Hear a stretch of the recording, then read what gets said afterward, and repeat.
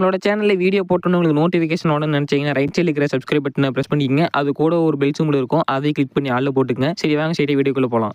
வணக்கம் நண்பர்களே, இந்த 96 படம் பார்த்துருப்பீங்க. அதாவது ஸ்கூல் லைஃப்ல இருந்து ஒரு மெச்சூர்டான வயசுக்கு போனதுக்கு அப்புறம் திருப்பி வந்து அந்த ஸ்கூல் லைஃப்ல இருந்தப்போ நம்ம பார்த்த ஆட்கள் எல்லாத்தையுமே திருப்பி போய் பார்த்தா அவங்களுக்கும் எவ்வளோ சந்தோஷம் வரும், அதே மாதிரி நமக்கும் எவ்வளோ சந்தோஷம் வருமோ அந்த சந்தோஷம் யாருக்குமே வந்து பார்த்தீங்கன்னா எல்லாருக்கும் அனுபவிக்கணும்னு தான் தோணுமே ஒழிய யாருக்கும் அனுபவிக்கக்கூடாதுன்னு சொல்லி தோணாது. இப்போ நீங்கள் நினைப்பீங்க நம்மளும் அதே மாதிரி ஸ்கூல் லைஃப்பில் இருந்தவங்கள போய் மீட் பண்ணால் ரொம்ப நல்லாயிருக்கும் அப்படின்னு சொல்லிட்டு. யார் யாரெல்லாம் நினைக்கிறீங்களோ மறக்காமல் போயிட்டு இந்த வீடியோவை பார்க்கறதுக்கு முன்னாடி கமெண்ட் பாக்ஸில் எனக்கும் அந்த ஆசை இருக்குங்க அப்படின்னு சொல்லிட்டு கமெண்ட் பாக்ஸில் சொல்லிவிடுங்க. நான் சொல்ல போகிற இந்த ஒரு சம்பவமும் அதே மாதிரி தான் நடந்துச்சு. ரொம்பவும் வந்து ஒரு அருமையான சம்பவம் அப்படின்னே சொல்லலாம். சேலம் மாவட்டத்துக்கு பக்கத்தில் இருக்கிற பாரப்பட்டி அப்படின்ற ஊரில் சேர்ந்தவங்க தான் ருக்மணி. இந்த ருக்மணி அப்படின்ற பொண்ணு வந்து பார்த்தீங்கன்னா தன்னோட 5 வயசில் போயிட்டு 1ஆம் வகுப்பு சேருதுங்க.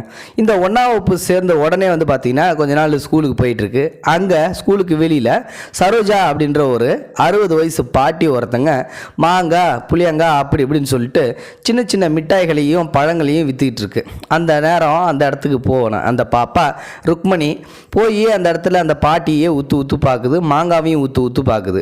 இந்த பாட்டிக்கு என்னடா அது ஊற்று பார்க்குது, நம்ம வந்து பாவமாக இருக்கே அப்படின்னு சொல்லிட்டு அந்த பாப்பாவை மட்டும் பாப்பா இங்கே வாமா உனக்கு என்ன மாங்காய் வேணுமா அப்படின்னு சொல்லிட்டு ஒரு சின்ன கீத்து மாங்காவை எடுத்து அந்த பாப்பா கையில் கொடுக்குது. அவ்வளோதாங்க, அவ்வளோ சந்தோஷம் ருக்மணிக்கு. வாங்கி சாப்பிட்டுட்டு பாட்டிக்கு ஒரு முத்தம் கொடுத்துட்டு டாட்டா சொல்லிட்டு நேராக ஸ்கூலுக்கு போய் படிக்க போகுது. இப்படியே வந்து பார்த்தீங்கன்னா அடுத்த நாளும் வந்து நிற்கிது.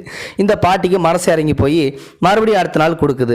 இதுக்கப்புறம் இந்த கண்டினியூட்டி வந்து பார்த்தீங்கன்னா அப்படியே தொடர்ந்து நடந்துகிட்டே இருக்குது. அந்த பாட்டியும் அந்த பாப்பாட்ட அவங்க ருக்மணிகிட்ட காசு வாங்குறது இல்லை, அதே மாதிரி அந்த ருக்மணியும் இந்த பாட்டியை விடுற மாதிரி தெரியலைங்க. அப்படியே நாட்கள் செல்ல இந்த ருக்மணி வந்து பார்த்தீங்கன்னா படிச்சுக்கிட்டே இருக்குது. 10வது வந்துடுதுங்க. 10வதுலேயே வந்து பார்த்தீங்கன்னா நல்ல ஒரு மதிப்பெண், ஸ்கூல் ஃபஸ்ட்டு நம்ம ருக்மணி தான். அந்த பாட்டி அப்படியே ஓடி வந்து கட்டி பிடிச்சி முத்தம் கொடுத்து பாட்டி ரொம்ப சந்தோஷம் பாட்டி, நான் இன்னைக்கு ஃபஸ்ட்டு மார்க் எடுத்துட்டேன், ஸ்கூல்லேயே நான் தான் ஃபஸ்ட்டு அப்படின்றாங்க. அப்படியா ராசாத்தி, எனக்கு ஒரே ஒரு நான் கட்டி கொடுத்தது பக்கத்து ஊரில், அவளுக்கு இன்னும் குழந்தையே இல்லை, உன்னை தான் என் பேத்தியே அவ்வளோ நாளும் நினச்சிட்டு இருக்கேன், நல்லா படி சாமி, நல்லா படித்து நல்ல பெரிய ஆளாக முன்னுக்கு வா தாயி அப்படின்னு சொல்லிட்டு அந்த சரோஜா பாட்டியும் ருக்மணிக்கு வாழ்த்து சொல்கிறாங்க. இப்போது 12வது வந்து பார்த்தீங்கன்னா அந்த பொண்ணு போகணும். 11th 12th நல்ல ஒரு ஸ்கூலில் போயிட்டு சேர்க்கணும்.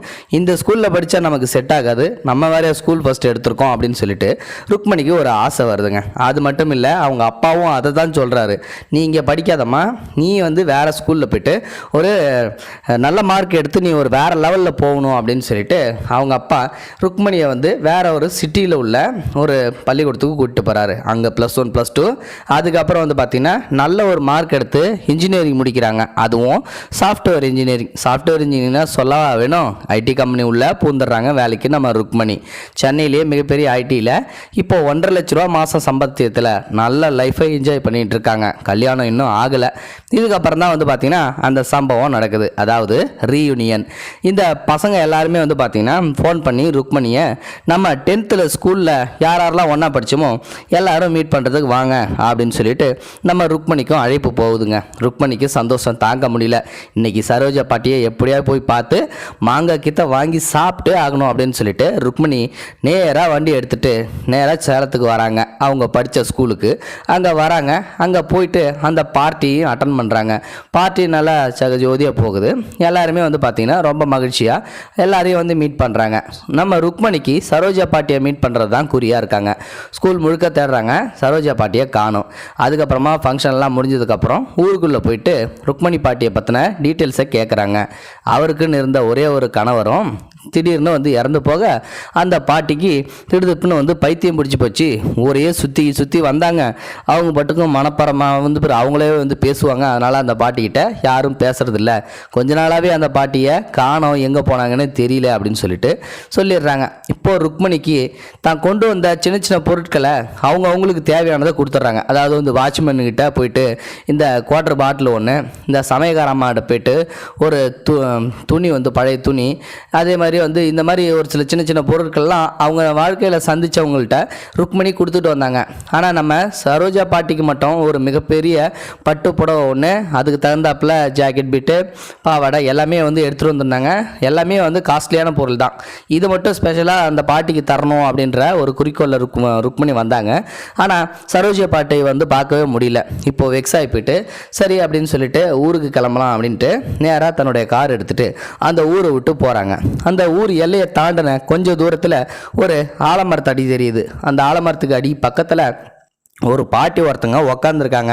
அந்த பாட்டி வெறும் சட்டை மட்டும் போட்டுட்டு உள்பாவடை மட்டும்தான் கட்டியிருக்காங்க. 80 வயசு கிட்டத்தட்ட இருக்குது அந்த பாட்டிக்கு. உடனே வந்து பார்த்திங்கன்னா இந்த பொண்ணுக்கு ருக்மணிக்கு ஒரு யோசனை தோணுது. நாம் வாங்கிட்டு வந்த சேலை இந்த சரோஜா பாட்டிக்கு தான் போகலை, இந்த ஒரு பாட்டி வந்து அனாதையாட்டு இருக்காங்க, இவங்கள்ட்டையாவது கொடுத்த நிம்மதியாவது நமக்கு இருக்கட்டும், அதனால் இவங்கள்ட்டே கொடுக்கலாம் அப்படின்னு சொல்லிட்டு இறங்கி அந்த பாட்டிக்கிட்ட போகிறாங்க. பாட்டி இந்தாங்க இந்த துணியை வச்சுக்கோங்க அப்படின்னு சொல்லிட்டு அந்த பாட்டிக்கிட்ட கொடுக்குறாங்க. அந்த பாட்டியோ மொட்டடிச்சு முடி வளர்ந்து லேசாக அப்படியே கம்பியாக நிற்கிது முடி எல்லாமே. அந்த பாட்டியை அடையாளம் தெரியல போல், வேறு யாருமே இல்லை, அந்த பாட்டி தான் சரோஜா பாட்டி. இப்போது அந்த பாட்டி ஒரு மாங்காய் கீத்தை எடுத்து ருக்மணிகிட்ட நீட்ட, உடனே மாங்காய் கீத்தை பார்த்த உடனே இதை நம்ம எங்கேயோ எப்பயோ வாங்கின மாதிரியே இருக்கே அப்படின்னு சொல்லிட்டு அந்த பழைய ஞாபகத்துக்கு போகிறாங்க. 10வது வரைக்கும் அந்த வாங்கின மாங்காய் கீத்தை யோசித்து பார்த்துட்டு உங்கள் பேர் என்ன பாட்டி அப்படின்னு சொல்லி கேட்கும்போது என் பேர் சரோஜாம்மா அப்படின்னு சொல்லி சொல்கிறாங்க. உடனே சரோஜா பாட்டியை பார்த்த சந்தோஷத்தில் அந்த பாட்டி காலில் விழுந்து நம்ம ருக்மணி கதறி கதறி அழுகுறாங்க. எதிரிமா யாருமா நீ, எதுக்காக என் காலில் விழுந்து கதறி கதறி அழுகுற, என்னாச்சு விஷயத்த சொல்லு அப்படின்னு சொல்லி அந்த பாட்டி கேட்க, உடனே பாட்டி உண்மையிலுமே என்னை அடையாளம் தெரியவே இல்லையா அப்படிங்கும்போது, தாயி நீ நல்லா வளர்ந்துட்ட, எனக்கு ஒன்றுமே புரியல, யாருன்னு சொல்லு தாயி அப்படிங்கும்போது, பாட்டி நான் தான் ஃபஸ்ட்டு மார்க் எடுத்தனே 10வதுல ருக்மணி, உங்ககிட்ட 10 வருஷமாக ஓசியில் வந்து மாங்காய் வாங்கி தின்னனே, என்னை மறந்துக்கிட்டீங்களா அப்படிங்கும்போது, அடி சிரிக்கி நீயா இப்படி வந்திருக்க ராசாத்தி, எவ்வளோ பெரிய ஆளாயிட்ட, காரெல்லாம் வாங்கியிருக்க, எப்படி என்ன இது அப்படி இப்படின்னு விதவிதமான துணியெல்லாம் உடுத்திருக்க, ராசாத்தி நல்லபடியாக இருத்தாயி அப்படின்னு சொல்லிட்டு அந்த பாட்டிக்கும் கண்ணோல் தண்ணி பொங்க 2 பேரும் கட்டி பிடிச்சி பாசத்தை அப்படி ஒரு அந்யோன்யமாக வந்து பகிர்ந்துக்கிறாங்க. இந்த ஒரு சம்பவம் வந்து பார்த்திங்கன்னா அந்த ஃப்ரெண்ட்ஸுங்க பக்கத்தில் உள்ள எல்லாரும் ஃப்ரெண்ட்ஸுங்களுக்கும் வந்து தெரிய வருது, அந்த பாட்டியை பார்த்துட்றாங்க அப்படின்னு சொல்லிட்டு. உடனே இந்த சம்பவத்தை அவங்களோட ஃபேஸ்புக் பக்கத்தில் வந்து பதிவிடுறாங்க. இந்த ஒரு சம்பவத்தை கேட்ட உடனே வந்து பார்த்திங்கன்னா எல்லா 90s கிட்ஸும் வந்து பார்த்திங்கன்னா தங்களுடைய வாழ்த்துக்களை அந்த பொண்ணுக்கு தெரிவிக்கிறாங்க. அந்த பாட்டியை சோஷியல் மீடியாவில் பயங்கர வைரல் ஆகிட்டு இருக்காங்க.